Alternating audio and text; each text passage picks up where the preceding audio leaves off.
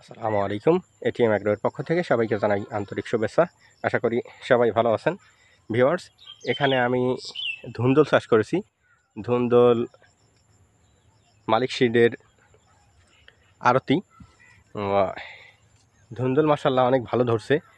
তো আপনাদের যে বিষয়টা দেখানোর জন্যে ভিডিওটা বানাচ্ছি সেটা হচ্ছে, এর আগে আমি এখানে ফেরোমন ব্যবহার করেছিলাম, যেটা আপনাদের দেখিয়েছিলাম যে ফেরোমনটা কীভাবে ব্যবহার করেছি। দেখেন ভিউয়ার্স, এই যে ফেরোমনটা, এই যে দেখেন মাছি পোকা, দেখেন কী অবস্থা, কতগুলা মাছি পোকা দেখেন। এই যে ভেতরে মোড়ে পড়ে আছে, এগুলাতে পানিবিহীন। এখানে কোনো প্রকার পানি ব্যবহার করা হয় নাই, বা পানি ব্যবহার করার কোনো ঝামেলাও নাই এখানে।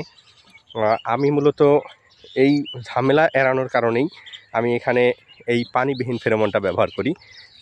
অনেকেই পানি পানি দিয়ে যে ফেরোমনটা ব্যবহার করতে হয় সেটা ব্যবহার করে। তো এটার পানি পাল্টানো একটা ঝামেলা আমার কাছে মনে হয়, কারণ 2-1 দিন পর পরই এটার পানি পাল্টাতে হয়। যার কারণে আমি এখানে ওই ঝামেলাটা না করে আমি এখানে পানিবিহীন ফেরোমনটা ব্যবহার করেছি। এখানে আরেকটা দেওয়া আছে এই জমিতে। আমি টোটাল 5টা ব্যবহার করতেছি বর্তমানে।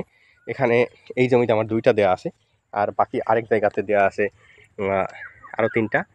এই যে দেখেন ভিউয়ার্স, এতগুলা পোকা, এই যে দেখেন মরে পড়ে আছে ভেতরে।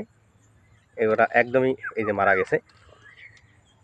যদি এই পোকাগুলা যদি আমার এই ধুন্দুলগুলা যদি ছিদ্র করতো, তাহলে দেখা যেত যে আমি এখান থেকে ফলন তুলতে পারতাম না। এত পরিমাণে যে এই মাছি পোকা এই বর্তমান সময় এই সময়টাতে ক্ষতি করতেছে, যেটা বলার অপেক্ষা রাখে না। দেখেন ভিউয়ার্স, এই মাছি যদি আমি না মারতে পারতাম, তাহলে এইরকম ধুন্দুল এখান থেকে আশা করতে পারতাম না। এখানে সম্ভবত 2 শতাংশের মতো জায়গা হবে। তো 2 শতাংশ জায়গা থেকে আমি গতকালকে ধুন্দুল উঠাইছি এখান থেকে 17 কেজি। যদি সব জায়গাতে, অর্থাৎ বেডের যদি 2 সাইডেই যদি গাছ রোপণ করতাম, সেক্ষেত্রে এখান থেকে আরও অনেক বেশি ধুন্দুল আমি উঠাইতে পারতাম।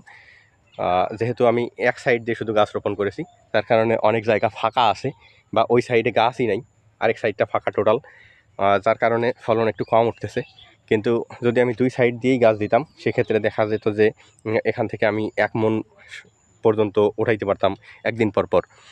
গতকালকে এখান থেকে উঠাইছি 17 কেজি। দেখেন আজকেই দেখেন কী পরিস্থিতি। আজকেও ওঠানো যাইত, কিন্তু আমি উঠাইলাম না, যে আগামীকাল বা আগামী পরশু তুলব। দেখেন ভিউয়ার্স, একদম মাশাআল্লাহ অনেক ভালো ফলন পাওয়া যাচ্ছে আড়তিতে। কিন্তু আড়তির একটা সমস্যা হচ্ছে যে এই যে দেখেন, এটা হচ্ছে কালো ধুন্দুল। কালো ধুন্দুলটা বাজারে একটু কম টানে। কিন্তু আমি বুঝতে পারলাম না বিষয়টা, যে আড়তির একটা প্যাকেট আনছিলাম আমি, একটা প্যাকেটের মধ্যে সাদা ধুন্দুলও আছে, কালো ধুন্দুলও আছে। মালিক সিড একটা ভালো কোম্পানি, বীজ কোম্পানি, তারা এরকম অবস্থা করবে সেটা কখনোই কাম্য নয় আমাদের। তারপরেও যেটা হয়েছে, হয়তো বা কোনো কারণবশত ভুল হইতে পারে, ভুলের কারণে হয়তো বা এরকমটা হয়। কিন্তু একটা কোম্পানির একটা বীজের ভুলের কারণে আমরা কৃষকরা অনেক ধরনের বড় ধরনের ক্ষতির সম্মুখীন হয়ে থাকি।